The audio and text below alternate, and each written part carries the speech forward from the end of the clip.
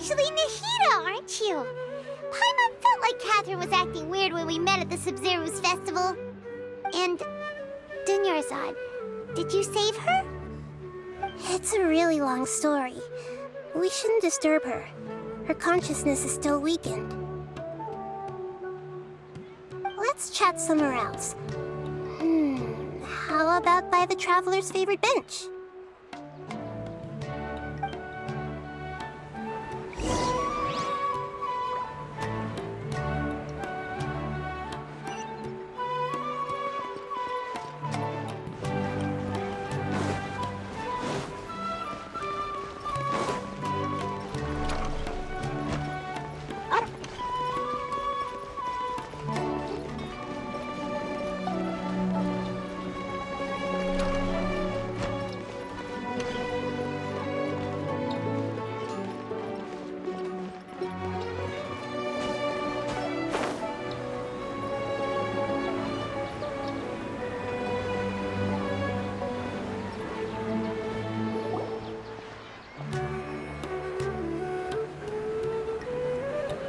Let's talk about Dunyarzad first.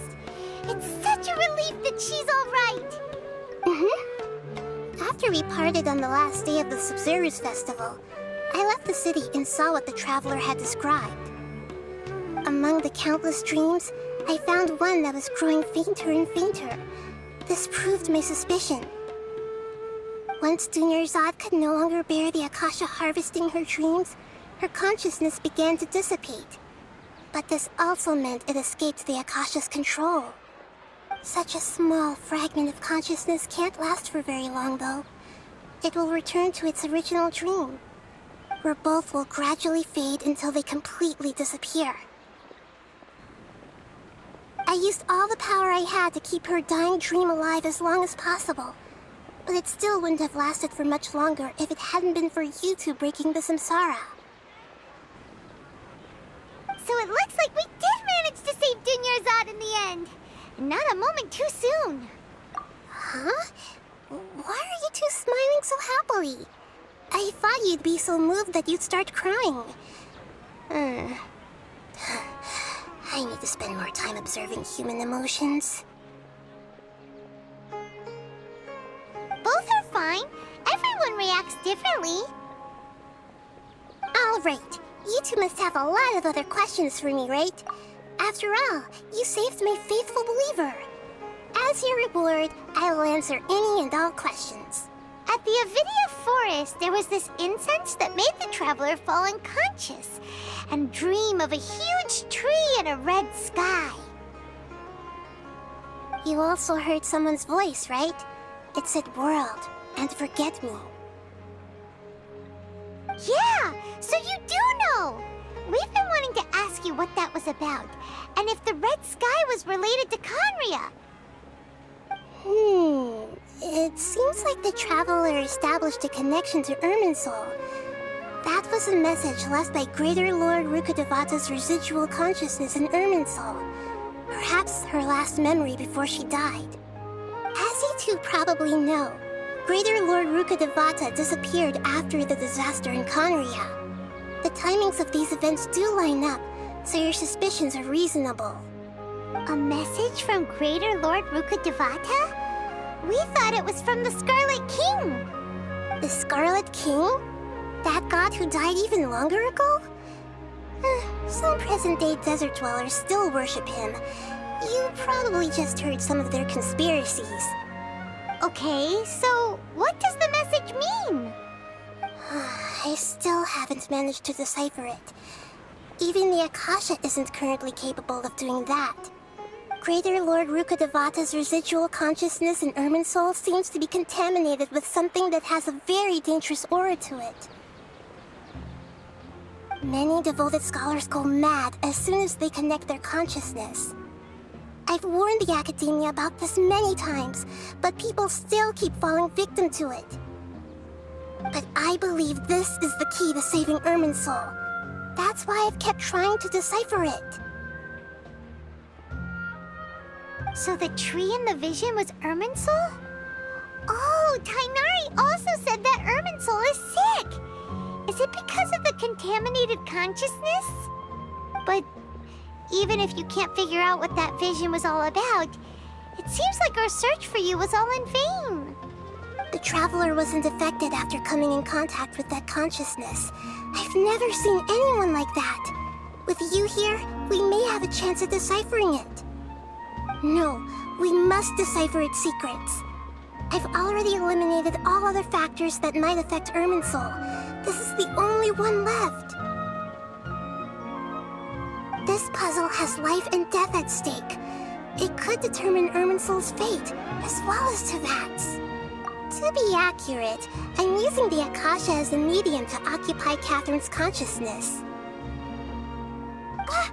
How did you do that? Poor Catherine.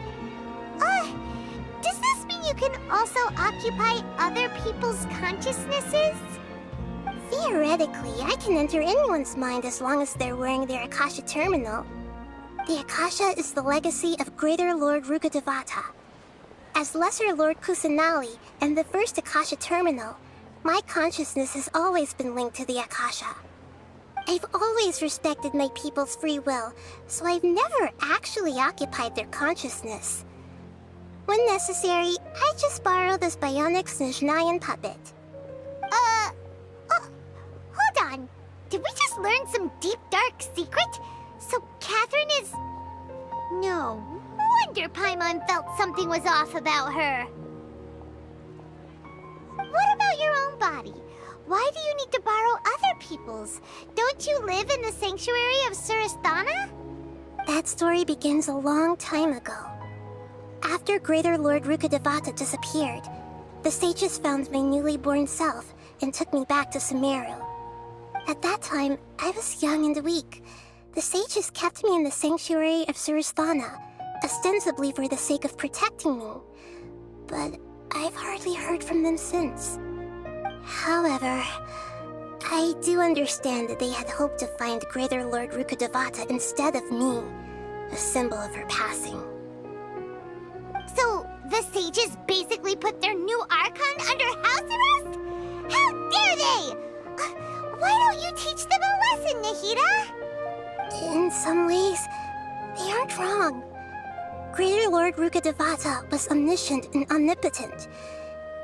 Even after her death, the Akasha is still empowering this nation. And I'm still really far away from being able to call myself the God of Wisdom.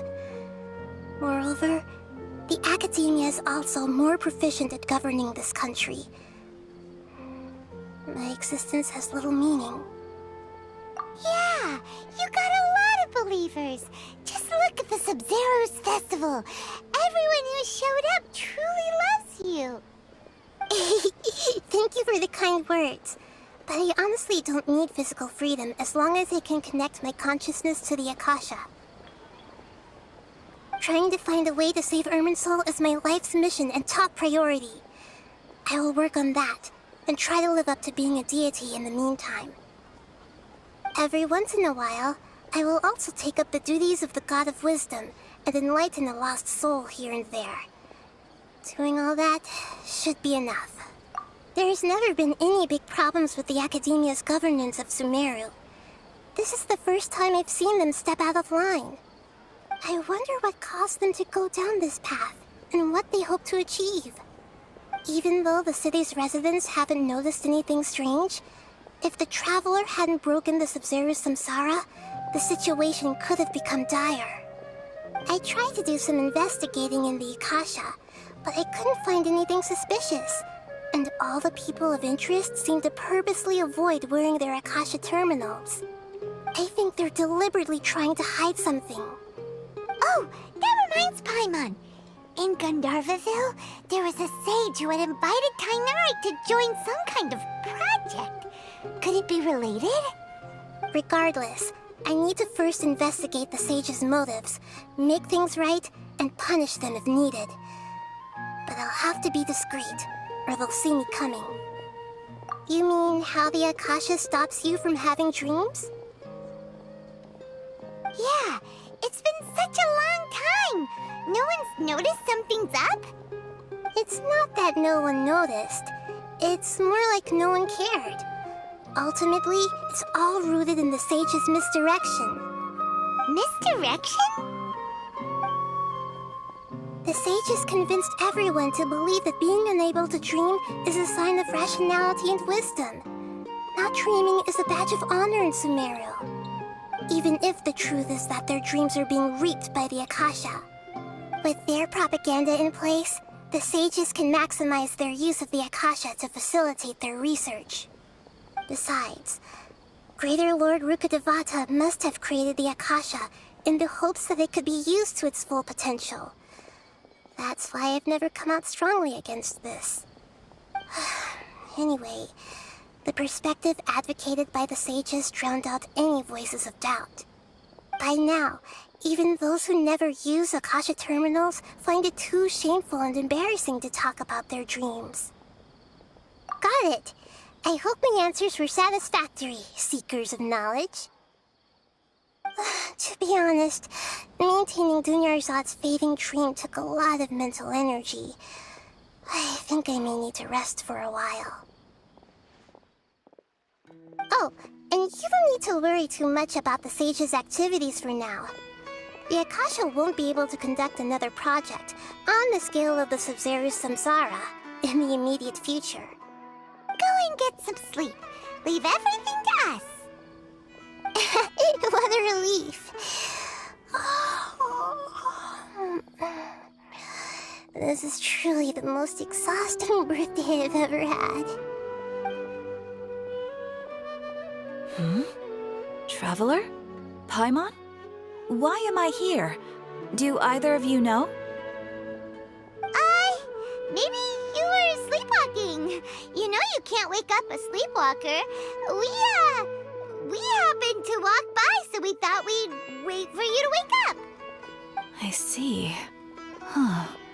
I should visit my maintenance personnel sometime. Oh, I'm fine. I better go. Thank you.